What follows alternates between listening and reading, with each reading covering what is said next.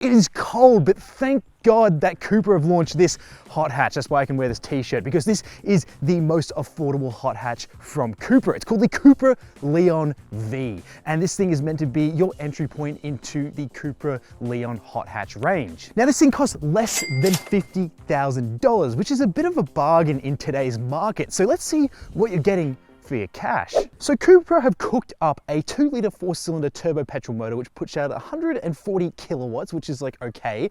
And then you have 320 newton meters of torque, which really pushes it into hot hatch territory. Now, power is only sent to the front wheels in good old hot hatch fashion. You're getting LED lights. You're also getting some aero around the front. So this does look like a hot hatch. And you're also getting these 18-inch wheels, which look pretty good as a standard set. You are getting these contrasting mirrors. And what else is cool is you have keyless locking, and you also have keyless start, thanks to you getting this keyless key, because they haven't cheaped out on this at all, which is quite nice. It feels very premium for a base model. Now, what I like is that Cupra haven't made this too different from other Leons. It's really hard to tell the difference at a glance that this is the most affordable Leon that you can buy. Now, you have this light bar running across the back. You have Cupra stamped out here, and the diffuser looks pretty cool, except you are getting fake exhaust exits with the real ones tucked in behind, but at least the diffuser looks pretty cool. Now, you flip the Cupra badge up like this in good old Volkswagen fashion, and you open up to find a pretty cavernous boot. So it's a very usable space, and yes, under here you are getting a spare tire. And you even get the ski pass-through. And so yes, this is a proper hot hatch because it is practical to live with every day, thanks to these back seats being very spacious for a 5'11" adult. I've also got my own climate controls here in the back, so yes, I can control my own temperature. And I even have 2 little USB Type-C ports here in the back to charge anything I might need. You have easy to access ISOFIX points. I have an armrest here, and my favorite thing are these headrests. They're like memory pillows, so I would happily sit in the back here for a longer trip. Now, middle seat is a bit tricky because of this larger exhaust tunnel that we have here, but it's not the end of the world, and you probably would find it a little squishy to put 3 people here in the back. Now, you only really care about the hot hatch things in here, so let's talk about that. You get these bucket seats, which are cloth as standard, but they're a nice cloth, and they have a good little pattern in them. You also get these copper stitching elements in them as well, and also have this leather type material up top, so they are very hot hatch-like. Another hot hatch thing is this flat bottom steering wheel, and even better are the paddles, because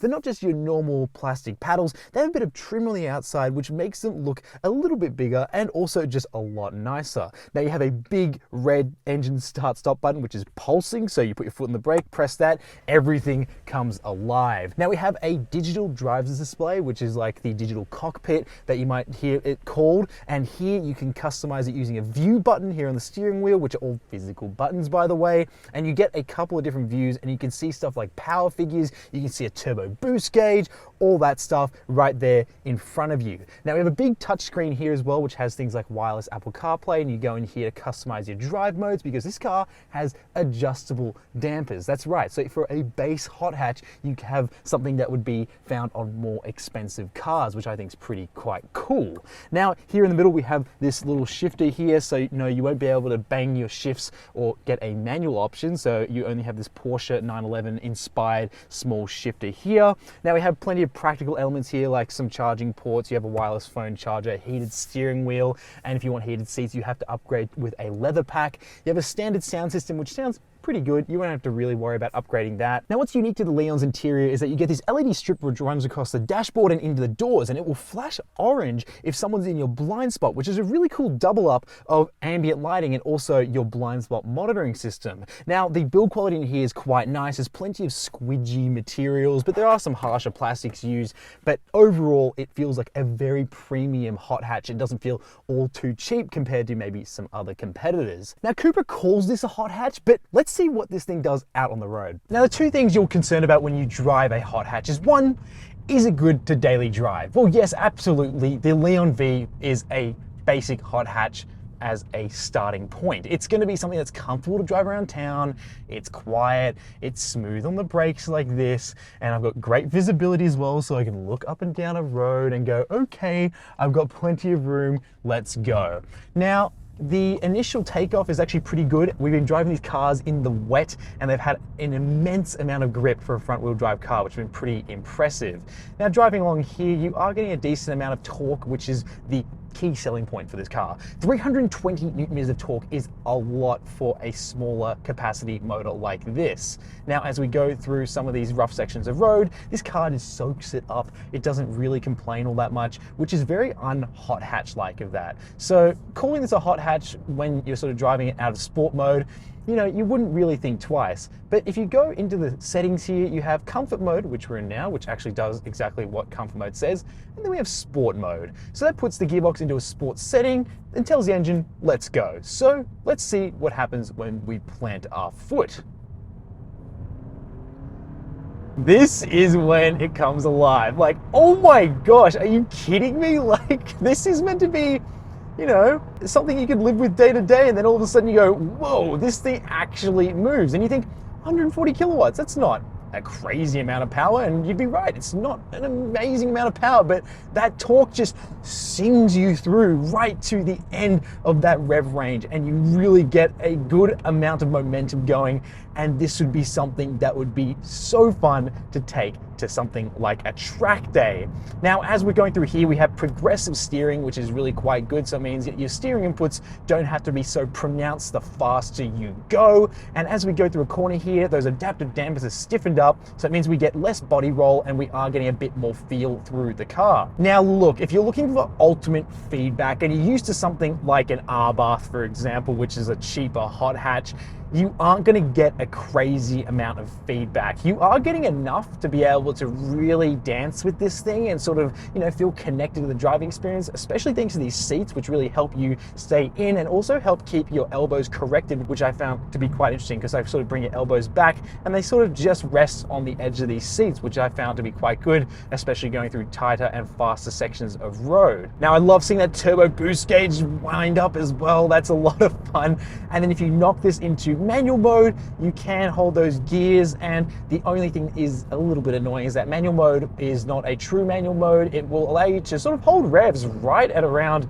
red line, but then it will sort of go, all right, that's enough, let's move into the next gear. It won't let you hold your own gears, and it won't let you bang off the rev limiter, which is probably a good thing for the long term. Now, I really can appreciate that Cupra have not cheapened out on the safety equipment on this car. So you're not getting less safety equipment because you went for the entry-level model, which is a very good thing. So we get things like active lane keep assist. We also have things like travel assist as well, which allows you to sort of go in bumper-to-bumper traffic and have the car sort of take over with radar cruise control. And you also get things like a reversing camera. Now, taking off here, you can sort of get an idea of grip.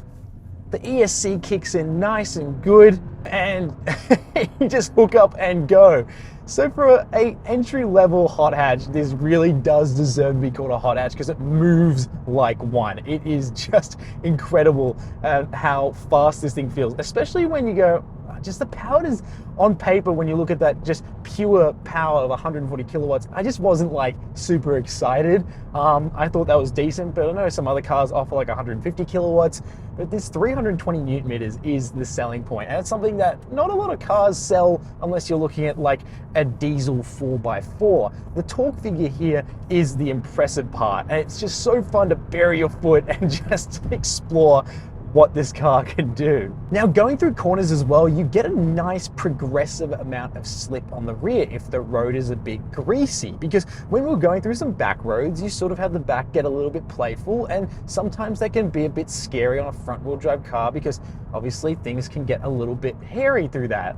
But in this car, it had a nice progressive amount of slip on the rear and then corrected itself, which was just something I was like, okay, all right, that's a very grown-up and very like refined thing for a car like this to do. You wouldn't really expect an entry-level hot hatch to do things that this car can do. And look, the brakes are pretty good here too. So when we go for an emergency stop in 3, 2, 1, they do a good job of hooking up, which is all right. But something I really, really can appreciate about this car is that they have an individual setting. So you can go through and customize this car's chassis control. So you can have a comfort, normal, and sport setting. You can adjust your steering, your engine feel, which is something that's really quite cool. So what's fun is that you can have everything in sport mode and you can have that suspension just a little bit more soft, which makes this thing more of like a Nürburgring setup. So you can have everything sporty and at least have a bit more comfort and a bit more roll through the body if you want that, which is something that a lot of cars at this price point would not have, which I think is really quite cool to see